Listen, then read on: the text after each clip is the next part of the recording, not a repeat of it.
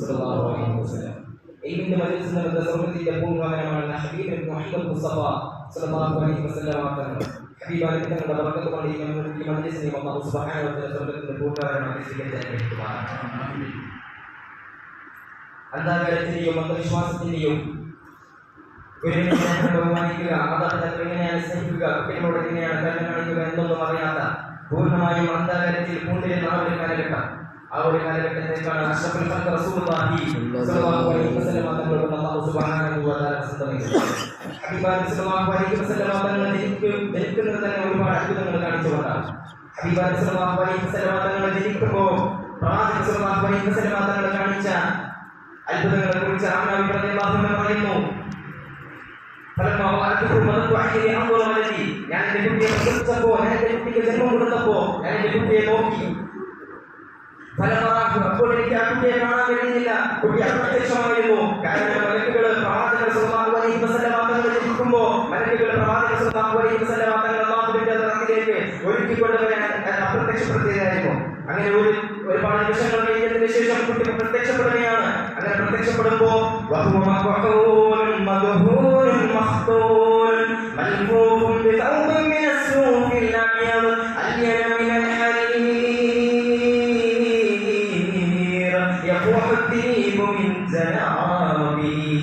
ഹബീബായ പ്രവാചകൻ സ്വല്ലല്ലാഹു അലൈഹി വസല്ലം തങ്ങൾ ഹബീബായ നബി സ്വല്ലല്ലാഹു അലൈഹി വസല്ലം തങ്ങൾ ആമിന ബിബി പറയുകയാണ്, എന്റെ മകനെ, എന്റെ പുണ്യാരപുത്രനെ ഹബീബായ നബി സ്വല്ലല്ലാഹു അലൈഹി വസല്ലം തങ്ങൾ സുർമാനിന്റെ കണ്ണിൽ സുർമാനിന്റെ ചേലാകർമ്മം ചെയ്ത് എന്നിട്ട് വിളിക്കിയതുപോലെ വിലപിച്ച പതുവത്ത ശരീരവുമായി പുഞ്ചിരിക്കുന്ന മുഖത്തോടെ വെളുത്ത മാധവമേറിയ പട്ടിയേക്കാൾ വെളുത്ത മാധവമേറിയ വസ്ത്രത്തിൽ പൊതിഞ്ഞു കിടത്തിയിരിക്കുകയാണ്. ഹബീബായ നബി സ്വല്ലല്ലാഹു അലൈഹി വസല്ലം തങ്ങൾ വെളുത്ത പട്ടിയേക്കാൾ വെളുത്ത മാധവമേറിയ വസ്ത്രത്തിൽ പൊതിഞ്ഞു കിടത്തിയിരിക്കുകയാണ്. സുർമാവരെ സോലുമൈനാലേ സുമതളം പോലെ കവിളാലേ അബിയവ് അഹ്മദ് നിറമാലേ ആനൂർ ഭൂമിയിലൊളിവായേ, ആനൂർ ഭൂമിയിലൊളിവായേ. ഈ ലോകത്തിന്റെ ജനകീയതാവായ, ഈ ലോകത്തിന്റെ പരിപാലകനായ, ഈ ലോകത്തിന്റെ സൃഷ്ടികർത്താവായ, ഈ ലോകത്തിലുള്ള സർവ്വജീവജാലങ്ങൾക്ക് ആധാരം നൽകുന്നവനായ കിഴക്കൻ ചക്രവാളങ്ങളിൽ നിന്ന് സൂര്യന്റെ പ്രഭ വരുമ്പോ വൃക്ഷങ്ങളിൽ നിന്ന് കരകൂചനങ്ങൾ പൊടിച്ചുകൊണ്ട് വിദൂരങ്ങളിൽ നിന്നും വിദൂരങ്ങളിലേക്ക് പറന്നു പോകുന്ന പക്ഷിപറവാദികൾക്ക് മുൻചിന്താഗതിയില്ലാതെ ഭക്ഷണം നിശ്ചയിച്ച മാസികായ ആ റഹ്മാനും റഹീമുമായ പടച്ചവന്റെ റഹ്മത്തായ ലോകത്തേക്ക് ഇറങ്ങപ്പെട്ട റഹ്മത്തുൽ ലിൽ ആലമീൻ കരുണയെ മുഖമുദ്രയായി കൊണ്ട് നടന്ന കാരുണ്യം കൊണ്ട് ലോകത്തേക്ക് മുൻമാതൃകയായ കാരുണ്യത്തിന്റെ കരസ്പർശം കൊണ്ട് മലയോരത്തെ മലനിരന്ന മദീനയിലേക്ക് മാറിവിളിച്ച ഹബീബ് മുഹമ്മദ് മുസ്തഫ സല്ലല്ലാഹു അലൈഹി വസല്ലം. ഹബീബ് നബി മുഹമ്മദ് മുസ്തഫ സല്ലല്ലാഹു അലൈഹി വസല്ലം.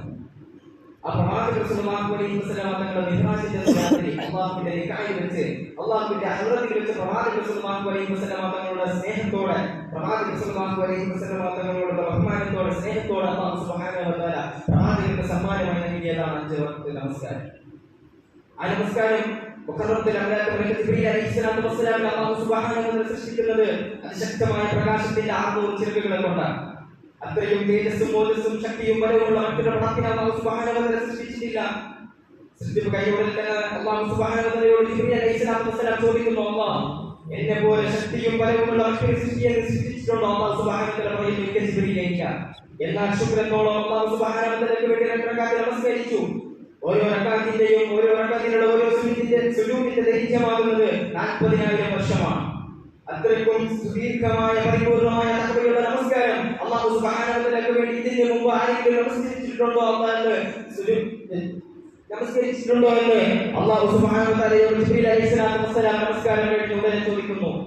അല്ലാഹു പറയുന്നു, ഇല്ല ജിബ്രീലേ, എനിക്ക് ഇത്രയും സുദീർഘമായ പരിപൂർണമായ നമസ്കാരം നീയല്ലാണ്ട് ഇന്നേവരാരും നമസ്കരിച്ചിട്ടില്ല. പക്ഷേ നിന്റെ ഈ നമസ്കാരത്തിനേക്കാളും എനിക്ക് ഏറ്റവും ഇഷ്ടമുള്ള നമസ്കാരം ഞാൻ ആഖിറസമാനിൽ അവസാന കാലഘട്ടത്തിൽ ഒരു ഉമ്മത്ത് വരാനിരിക്കുന്നു. ആ ഉമ്മത്തിനെ ഇന്നേവരെ ഞാൻ സൃഷ്ടിച്ചിട്ടില്ല.